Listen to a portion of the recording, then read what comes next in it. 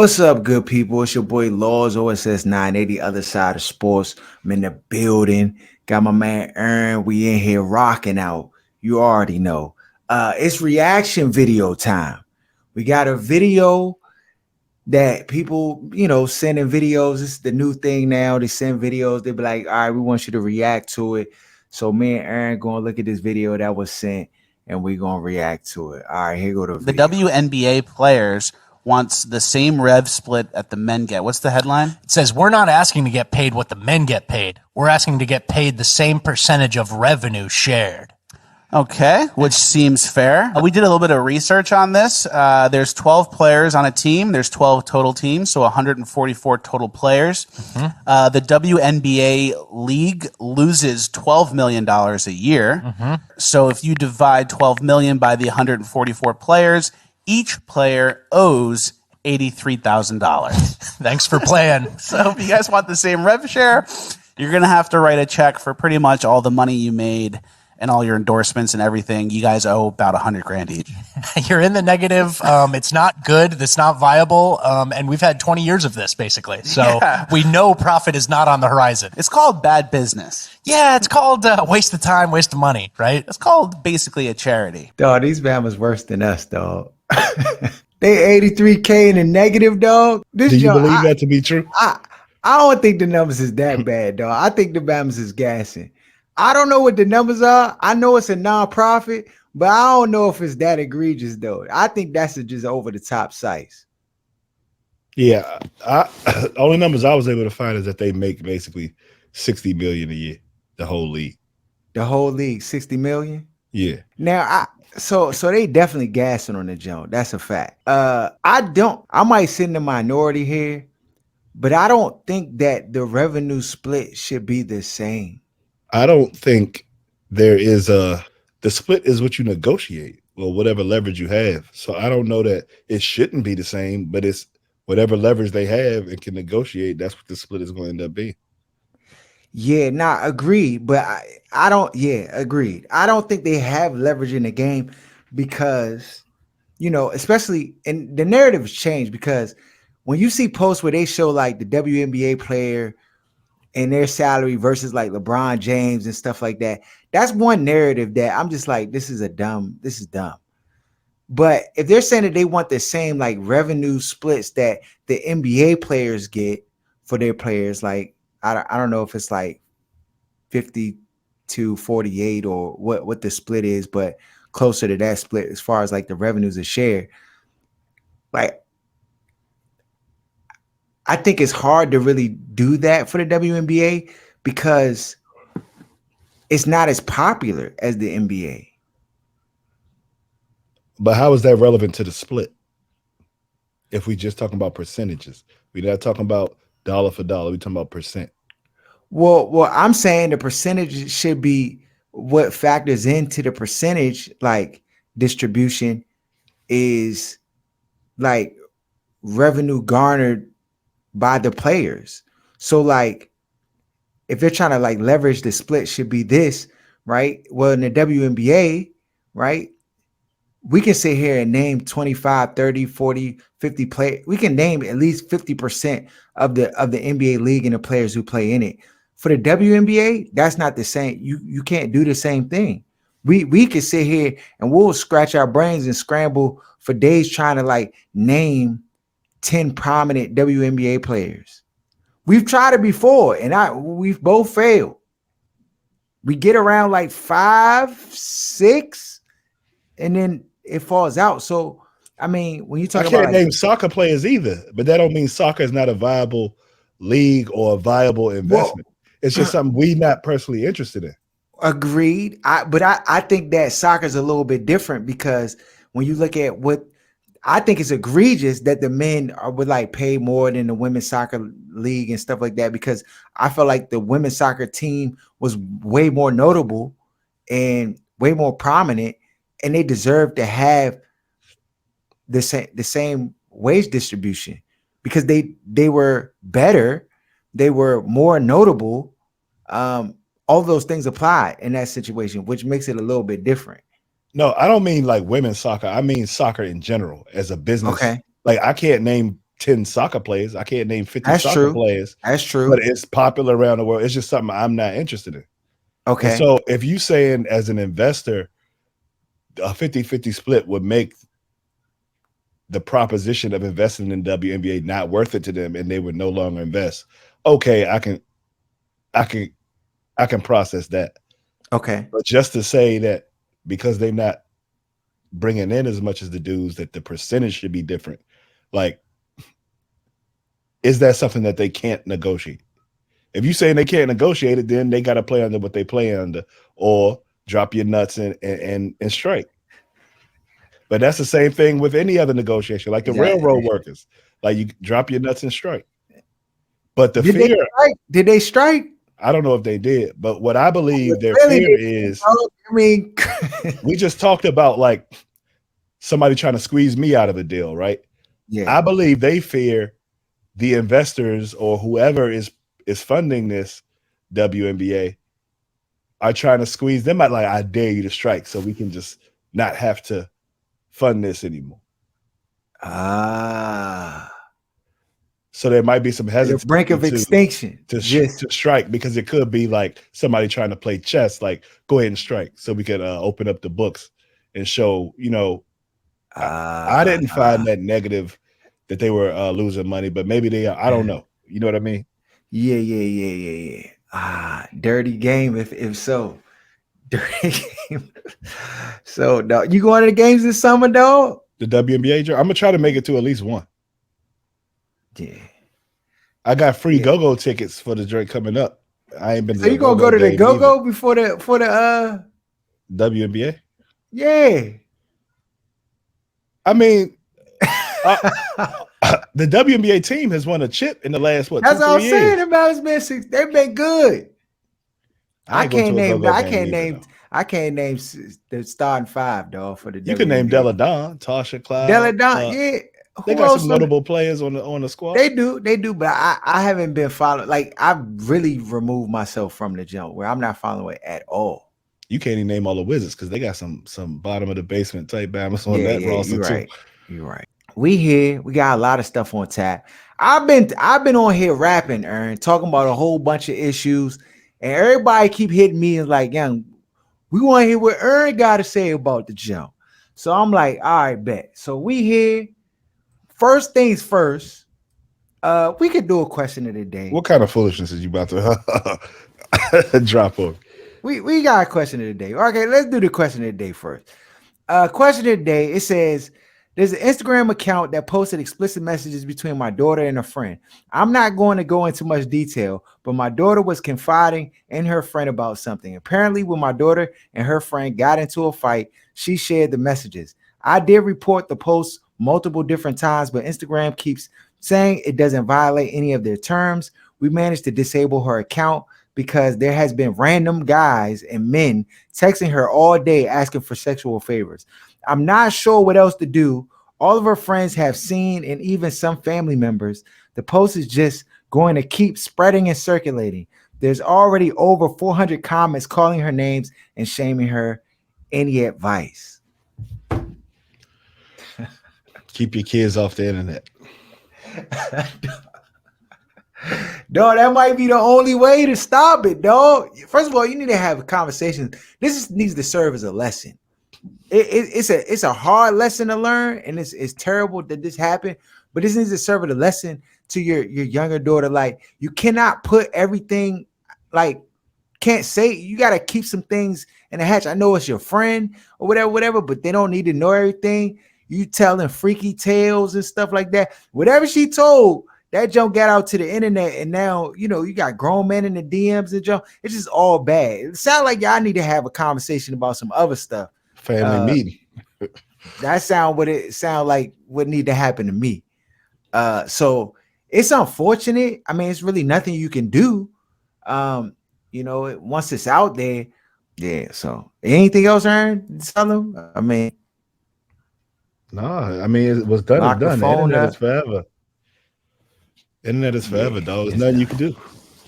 On to some sports. Not really, kinda, sorta. A weekend ago, Washington Commanders revealed the Sean Taylor tribute statue. I wouldn't even call this a statue. This joint is like the models, the Dick Display. Sporting Goods type display joint. I don't. What do you call it? The Bama got the hanger wire joints, just with the old Coles jersey joint, dog. Is this just Dan saying he don't care no more? Like he through with the team? I mean, we always talked about how out of touch the management is in this organization. Like for them not to know that was an egregious attempt at you can't even say it's a tribute, like because the Bama's that's like a display that they would have when the season about to start. Just throw a jersey on a mannequin and just had a jersey sitting out front. Then they got it protected in glass. Like anybody want anything in there or like it's worth anything. They put this Batman all generic fitting, dog. No tape on the face mask joint. That's what I'm saying. That's the classic joint. They just it's just no, they're so out of touch, and that's part of the issue. Like they can never get in front of anything because it's always something new coming up with these bands. This is egregious, bro. Like you could get this to an intern who knows nothing about football, and they would have did a better job than this. Like you just going just piss on the man's legacy like that with this foolishness. They've been better off not doing anything at all. Dog, pass out a pamphlet or like a little packet book with like a tribute, like stuff about his life, and donate to a foundation about gun violence, something like anything. But this was trash. There's so many ways like you could skin the cat. You ain't have to do this. You could have just set up.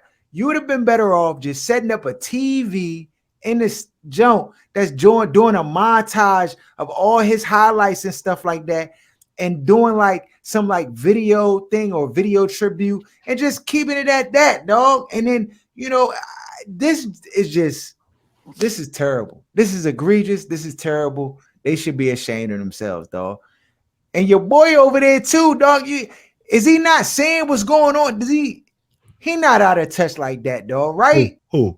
Jason, right? Yeah. He always playing cleanup. How he ain't be like, nah, we're not gonna do this, though. Aaron, you would have not let that get done. I'd be like, hey, first of all, we not showing that. But accusations are that they just threw, every time Dan get into something, he try to throw Bama's a little knuckleball to try to like weasel up out of the joint. So they saying Jason Wright don't even really be doing that. He just a figurehead and he don't really have no say or no pull. That basically the same old guys behind the scene, the albino dinosaurs is behind there, just pulling all the strings. Bro, this gotta stop. Y'all winning games, y'all trying to teeter and totter on the playoff, and y'all out here doing this. Somebody got to answer questions about the joint though, like, and that's why it's dumb. Aaron, what did they? This don't seem so like simple to me. Yeah, easy. This is the easy thing to get right. Speaking of get right, this is about to be Neon Deion, Coach Prime, has left Jackson State University and gone off to Colorado University to be their head coach. Internet going ham, Bama slandering Deion, calling him a sellout, saying he should have stayed more years and really built up the HBCU program, and changed the whole landscape of college football and all of this different stuff. I done gave my 2 cents on it. You've heard some of my sentiments when we talk. What do you have to say? I'm disappointed that he's going to one of the whitey schools and not staying at the HBCUs. That being said, why do we always have to leave everything up to celebrities when it comes to black people to remove us from the circumstances we in? Bama's got the power to move the chains, but they choose not to. But they want to put all the obligation on somebody because, he's already rich and famous. He should sacrifice the rest of his life or whatever plans or dreams. That's what it would take. It would take the rest of his life Right. in order to do what people want him to do. And Not no 3 sacrificing years, his income. 5 years. That's not going to change. Though You go from making 400,000 to making 8 million, and you supposed to turn that money down and stay here just for a dream that you was. If your kid was getting ready to go to the league, they would send their kid to Alabama before they sent him to Jackson State. Because even though he did pluck a couple recruits, he didn't pluck enough. Yeah, that's a fact. If everybody was participating at the level they should have been, then he would have had every black kid in America would have been going to Jackson. He would have had to turn Bama's down so they can go to Alabama and go to Ohio State. But that's not and then Bama's grandmothers died. We talk about DC right down the street, dog. Bama's grandmothers died. They sold a house to Whitey instead of holding on to that equity. And then complaining they couldn't pay the taxes. Yeah, that's what happened. But the taxes go up when the property value go up, dummy. You can't have it both ways. You want to participate in capitalism or not? So it's like black people get on my nerves with this crying and expecting other people to do the work that they can do for themselves. No, you speaking too real. First of all, nobody even knew what Jackson State was that. And let me say this too. People who don't even watch football chiming in, these nerds and lames and women who don't care but nothing about college football want to comment saying what another man should have done. It just all rubs me the wrong way. It's like whenever it's these opportunities for people who want to be fake woke, who align more with white women than they do with actual black straight men, want to give us commentary about what somebody should do, what this man needs. Worry about your family. Keep your kids out the street. How about that? No. So let me say this. People need to understand that the disparity, I ain't say this last time when I was talking about it. The disparity that exists in the HBCUs compared to these like college or Colorado, which is lower level for real on the D1 spectrum. But the disparity is so great that it literally would take Deion Sanders' entire lifetime, and it would have to, other Bamas would have to come and join the ranks in order for it to like change and move the needle even to like a level. Like it's been over 100 years of disparities growing and growing and growing. Dog, just think about like what it takes to get out of debt, and you got you got the interest rate of 17.5 on 20K debt. It's just going, you can't pay it off, dog, on your salary, dog. It'll take you a lifetime, right? So I just think it's unfair. Like it's just an unfair expectation that, you know, many of our people have put on him when it's like, no, it's not realistic. It's not realistic.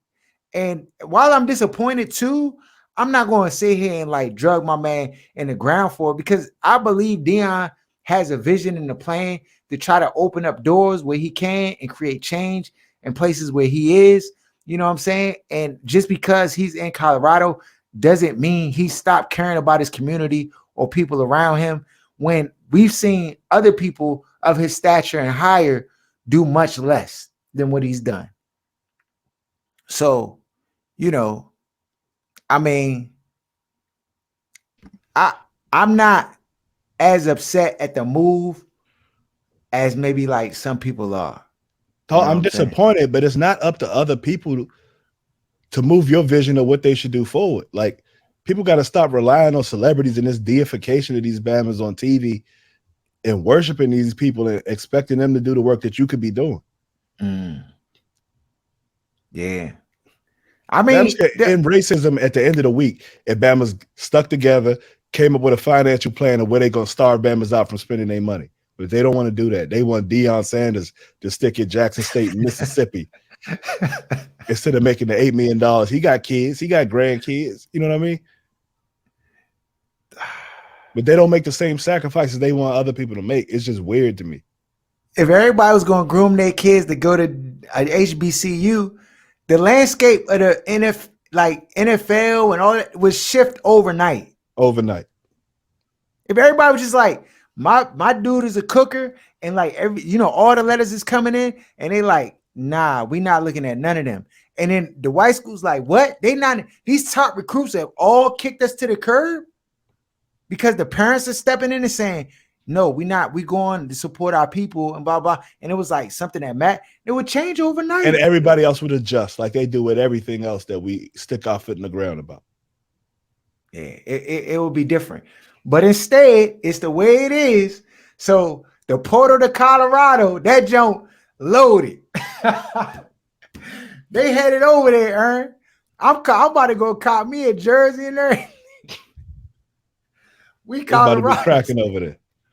That jump about to be lit. It about to be litty, dog. I know it's a lot of sad white people over that jump though, because they about to lose they star spot, though.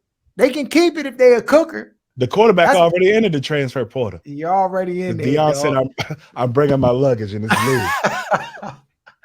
No, you gotta love it though. You gotta love it. I want to see the text message from the father and son, like the quarterback and his father, old white dad, said when Deion came over and said he bringing his son to start at Colorado.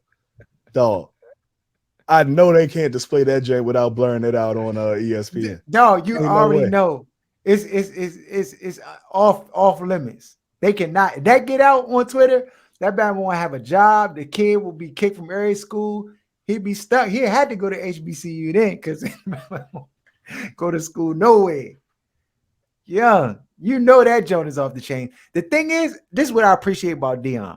Deion gonna keep it all the way 100. He not gonna fabricate it. He not gonna try to, give you the soft and sweet version. When he was talking to his kids and when he was talking to the other kids at Colorado, he was like, yeah, go ahead, hop in the portal now. I'm bringing my luggage. If you want to stay here, this is what's going to be. This is what's going to take. Some of y'all not going to make it. And it just is what it is because we have high expectations. And, dog, he got his system. He got his people. And they got the doors wide open, dog, because they want to win. Oh, gotta love it, dog. Gotta love it.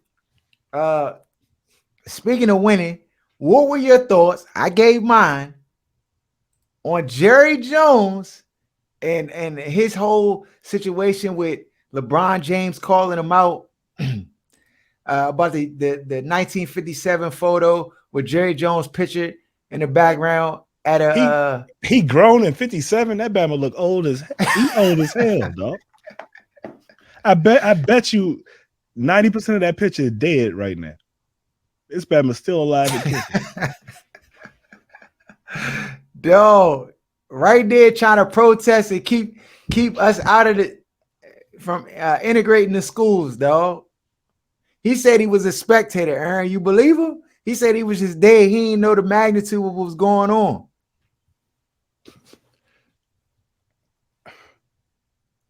So do I believe he was there to watch and not prevent them from getting in? Maybe. Who's to say? Mm-hmm. The Bama was definitely racist. All of them was racist back then. Mm-hmm. The same way you got Bama's trying to act like it's normal to be on the other side of a lot of stuff that's going on now. It was the same way then. But the percentages were even higher because there were less minorities here. You know what I mean? There were less Mexicans.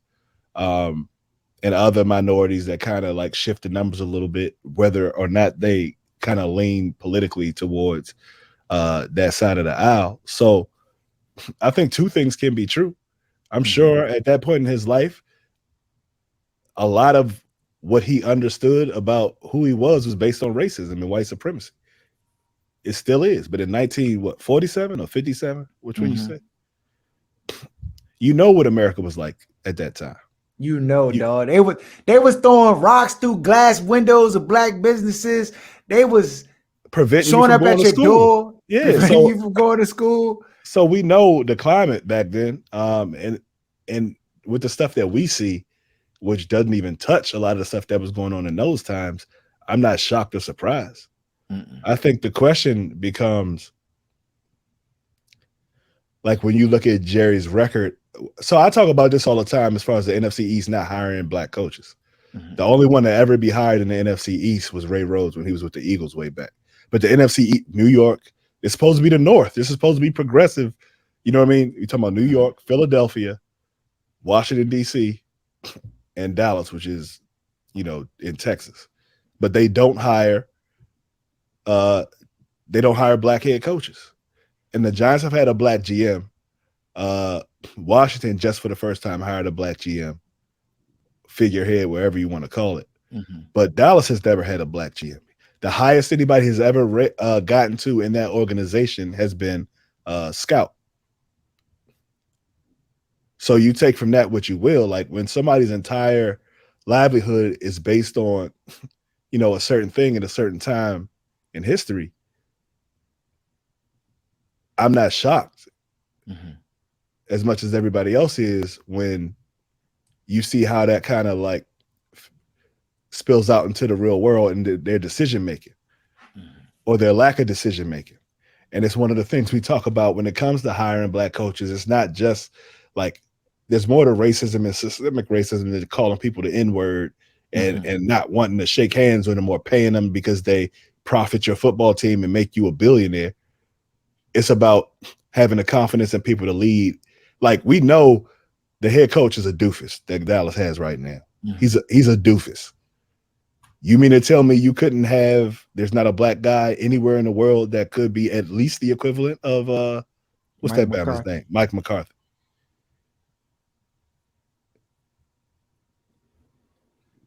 But it's about the choices they make. It's not about, not wanting to see black people or be around black people at all. That's not how racism necessarily looks in 2022. Yeah, definitely. But that's why their hands got to be forced, dog. You can't just leave it to their own merit. Yeah.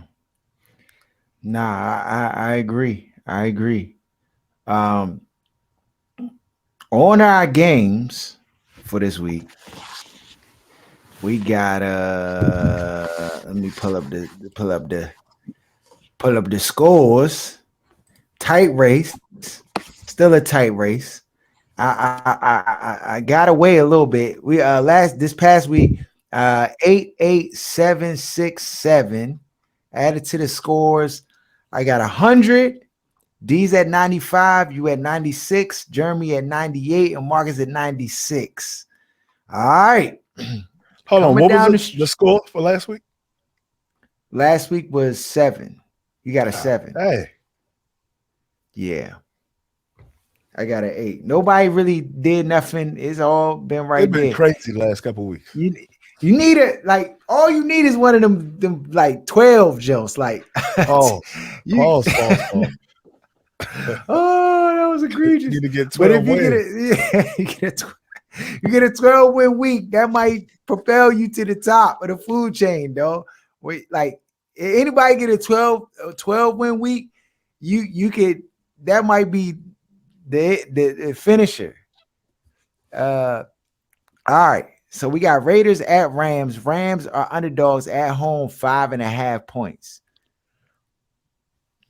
I'm Raiders. Going with the Rams. I said I'm never picking the Raiders again, dog. I know they won 2 in a row. It sounds good, but I can't do it. Rams they gave away all their draft picks, and now it seems like they tanking. They're a bad football team. Did you see the Rams being this bad, this terrible? Only when I saw how Stafford was playing early in the year, I felt like he got his ring. He was done. He didn't care. He wasn't the most caring Bama in the first place. I felt like that just kind of filtered down to the rest of the team. And then they lost Von Miller. It's some other things they lost. And Odell Beckham Jr. I think a lot of people I think overhyped Cooper Kupp. He's a what'd you call it? Like overrated slot receiver to me. But it's just some pieces that they miss. Talent matters. Yeah. I mean, yeah. Nah, I'm with you. Minnesota Vikings at the Detroit Lions. Detroit is underdogs at home +1. I'm gonna go Minnesota. I'm going with Detroit. Okay. All right. Jets at Buffalo. Buffalo Bills are favorite -9.5. I'm gonna go Jets. I'm gonna go Buffalo.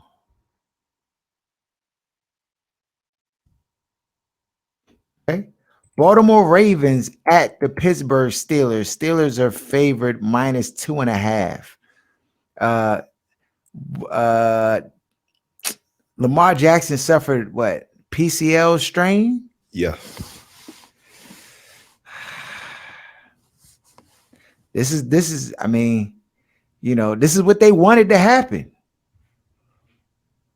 But I think with Tyler Huntley as the backup, they still going to be in the mix. I'm going with Tyler Huntley and the Baltimore Ravens. I'm gonna go Pittsburgh. They were bad enough with Lamar. I don't think they're there's something missing here. I don't know if it's the offensive. I'm gonna show you the game. The game plan going to receivers. change this week, though. The game plan going to be different this week. And it was looking like it was no way Pittsburgh was going to be 500 because Mike Tomlin never been under 500. These man was putting something together. They might still finish the season. Dog, We knocked in 8. Yeah, I think for this game, watch, you're gonna see some different things that the Ravens do in the passing game that they don't do with Lamar. And I think this is all. You can say what you want. I'm a conspiracy theorist, I know, but I think this is all to devalue Lamar Jackson. And so they're gonna pull out all the stops to try to have a Baltimore offense look a certain way for them to be able to say, like, why would we give him all this money when, the backup quarterback is throwing for, 300 yards and doing this and that. So, how the game is played, Aaron. So that's why I'm going with Baltimore. Philly at the Giants. Giants are underdogs at home, 6.5 points to Philly. Philly look like they're all world, like they can't be stopped. I'm gonna go Giants tied with the Washington football team. I'm gonna go with the Giants. Doesn't make any sense, but never does. Philly, going with Philly, okay. Cleveland at Cincinnati. Cincinnati coming off the big win against the Kansas City Chiefs. They beat them. They're favored minus 4.5. Deshaun Watson did not look good in his first game back, but I mean, they still won by double digits. Most of it was the defense, but I think they'll play better in this one. Who you got? I'm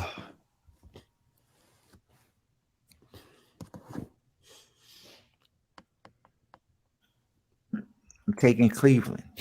I'm gonna go Cincy. Hey, trying to get back in this thing. Trying to just go against the grain. Jacksonville Jaguars at the Tennessee Titans. Titans are favored minus 4 versus Jacksonville. Jacksonville coming off of getting a mud hole by the Detroit Lions. Tennessee, they got mud hole themselves. Who wins this one? Jacksonville's ass. I'm gonna go Tennessee. I don't know what's going on down there, but they can't be consistent and put it together week to week. Yeah, they cannot put it together week to week. I'm going with Tennessee as well, reluctantly. But yeah, I'm going with Tennessee. I feel like Tennessee, they must win. They, got handed by the Eagles to the point where the Tennessee Titans fired their GM because of that. I mean, AJ Brown cooked them Bamas. Like, you shouldn't have let me go. And, he had a day. So, yeah. So I'm going with Tennessee. We unanimous there. Houston Texans at the Dallas Cowboys. Cowboys are favored minus 17.5 points. Good grief. They're expecting a mud hole. 40. What the score got to be for 17? 40 to 14. They just scored 50 on the last Bama. Or 54 on Indianapolis. So you think they put up 50 again versus Houston? Nah, because they're gonna take the foot off the gas. They're gonna probably have 38-3 by the third quarter, something crazy. So 38-3. I'm gonna go Dallas, dog. Wow. That's a high number. That's a high number. I'm gonna go Houston. They're gonna eat that spread up by the first quarter. Really? Is Houston that bad? You ain't see your Commanders play them with no Yeah, offense and you're no right. defense? You're right. I'm going with Dallas. It don't make sense though to go with Houston. It don't make sense. Kansas City Chiefs at the Denver Broncos. Broncos are underdogs at home +8. Kansas City coming off a tough loss to Cincy. They're going to definitely be on get back. I don't trust Denver, even though they have a solid defense. This one's tough. Is it? Give me Kansas City. I'm going to take Denver. Kansas City doesn't typically cover spreads. So I'm going to just go with Denver on this one. Carolina Panthers at the Seattle Seahawks. Seahawks are favored -6. I'm gonna go Seahawks. Gino. I'm going to go with Carolina. All right. Tampa Bay Buccaneers coming off the Monday night stunner versus the Saints. At the San Francisco 49ers, who are down a quarterback. 49ers are still favored in this game, 4.5. I'm guessing their defense and the playmakers that they still have, but no Jimmy Garoppolo. So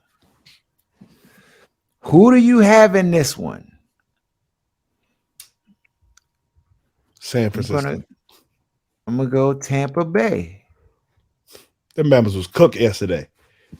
Bama's Saints choke like I don't know what. Them Bama's was up 2 scores with like 4 minutes to go.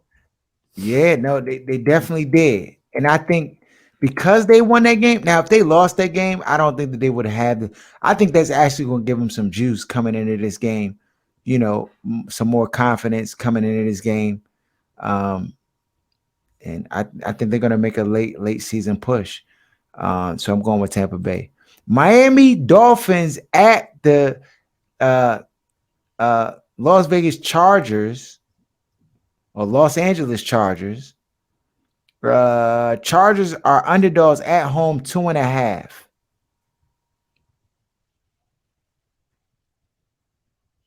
I'm going with Miami.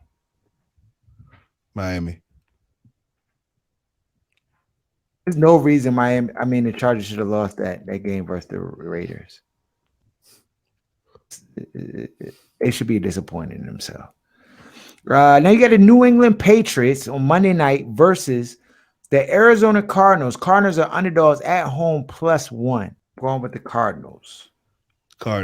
Those are our games for the week. Shout out to my man Jeremy John. We're gonna try to get him on the show.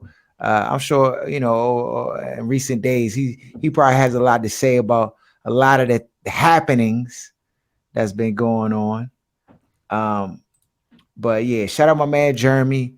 Shout out Where's Buffy podcast. Shout out to Lance J Radio. Shout out to Sports Talk Tasha. Shout out to Jenna Garcia.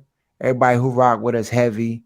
We appreciate you. Subscribe to the channel. As you can see, subscribe. And we out.